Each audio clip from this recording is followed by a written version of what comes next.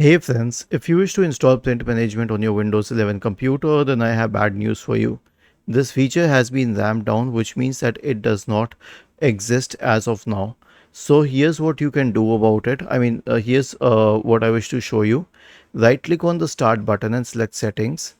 Go to the system tab, scroll down to optional features, click on optional features, scroll down and check that we do not have print management here anymore. You can check it once again. We do not have print management here.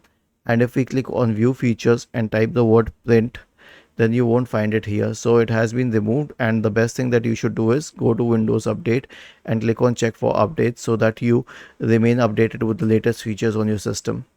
Was this helpful? If yes, then please subscribe to the channel. If not, then let us know in the comment section of the video on how we could help you further. Thank you for watching this video and have a nice day.